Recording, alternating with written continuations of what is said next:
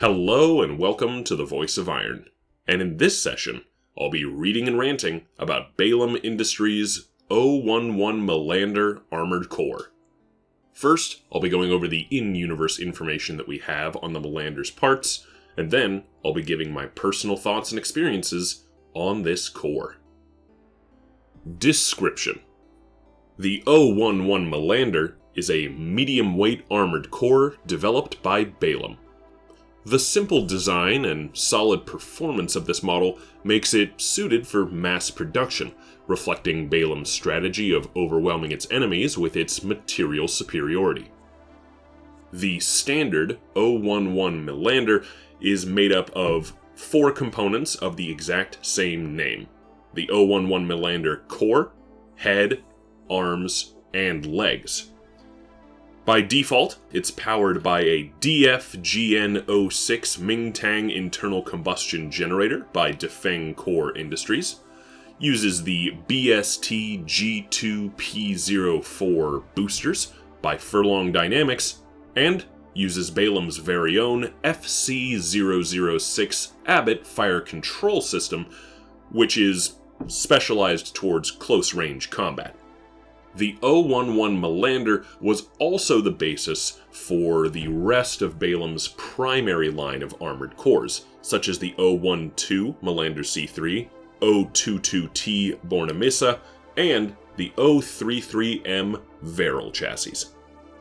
And now, personal notes. So, at least in terms of operating on Rubicon, the Melander is the standard. It's the baseline for Balam's main AC series, and it's very, very balanced. It's fast, but not breakneck. Able to take a hit and keep going. Not the tankiest design, of course, but that said, it can take more hits than most of its faster cousins. And it can't stay in the air too long, but generally, at least in my experience, it doesn't need to. I decided to go ahead and build out the 011 Melander, and go on a couple of sorties with it, as well as going into the arena just to test out its capabilities. And I was pleasantly surprised with its mixture of speed and durability, while at the same time giving me enough weight to play around with for, putting out plenty of damage. Its close-range fire control system definitely means that I need to stay close to the enemy unit, but that's really no surprise.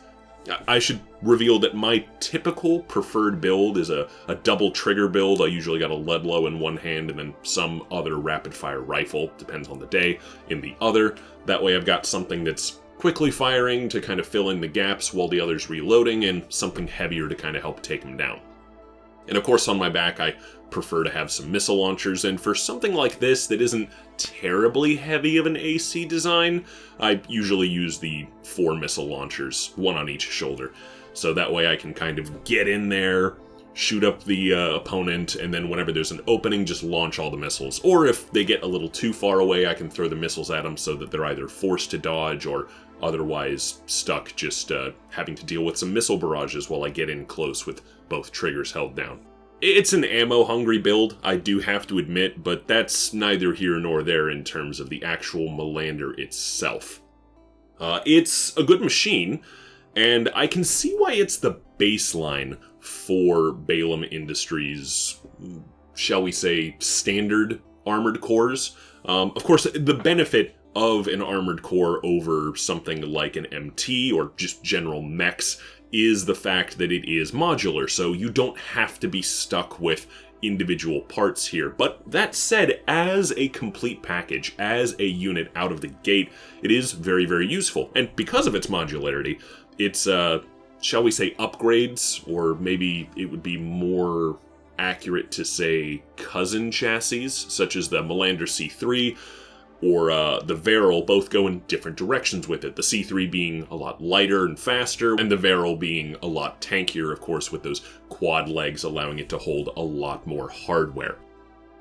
So it is truly a good midline mech, and some people don't really like that in terms of, what a machine can do, but having a good baseline, especially for new mercenaries in a setting like Rubicon, is pretty good because it lets you experiment with different styles of play, and it lets you experiment with different weapon loadouts pretty easily. I mean, obviously you're not going to go for the heaviest of heavy weapons loadouts, nor are you going to really get a feel for how fast you can move on Rubicon, but it will give you a little bit of taste of both, and it's a great starting place. So I would definitely recommend the Melander, not just for its, standard existence, but also its affordability for new mercenaries or those looking to try and get an armored core off the ground.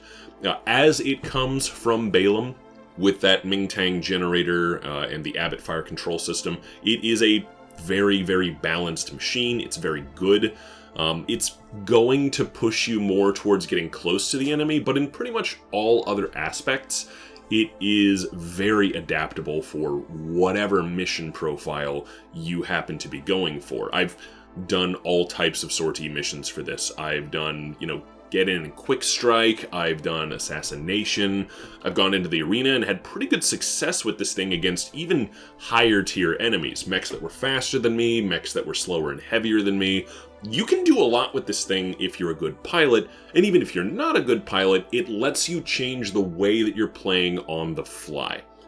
As with all armored cores, of course, if there's any particular aspect of the Melander that you don't like, it's easy to swap things out, and thanks to that Mingtang generator, it actually has quite a bit of adaptability in terms of how far you can stray from the base frame. You can upgrade this thing by keeping just the core and then giving it a way heavier base with very little other modifications to allow you to carry more weapons, but to the same degree, if you want to go lighter, it can also power you pretty well through whatever you need to do. In terms of suggestions of where this thing shines, I would probably say that it shines most in situations where you need to be able to change your strategy quickly. So, for instance, if you're going in for, let's say, an infiltration mission where you need to be fast enough to get plenty of objectives done, but then you're going to have to stand your ground and defend that area, or say you have to run quickly and have to go up against a heavily armored or armed enemy, it's pretty good for both. And thus it is a great idea to insert with something that can change its needs on the fly. So if you don't like to be surprised by sudden mission objective changes, a Melander or something like it is very, very good for that. It allows you to just kind of be ready to change your tactical profile immediately. That's not to say that bringing specialized armored cores isn't a good idea for certain missions, but at least in my experience, you never know where a mission's quite gonna go. You might get an assignment from one of the corps, and it tells you, hey, go to this location, take out like these 5 MTs and then leave, and then the next thing you know, you're going up against a whole other armored core, or worse, and you're having to dive deeper into a structure. Or you're told, hey, just go assassinate this one armored core and then leave, and then the next thing you know, he escapes into a building or into an underground structure and you have to go chase him, which means you need something that's agile and fast. It's good to have something balanced on your side, like the Melander. And so I recommend it to people who are new and trying to find their style, to people who want to be able to change their tactics on the fly, and really, if you've never tried shall we say, the standard setup that was built with the particular core in mind, in this case the Melander, then I would recommend trying this thing out. It's good, it's balanced, it's tanky enough, but fast enough to where you can try just about everything. And I think Balam Industries really had a strong opening for their primary line with this one. I know that I've used it plenty of times, and I very much like its bigger brother, the Varel, but I'll talk about that a little later. Regardless, Melander is a good outing from Balam.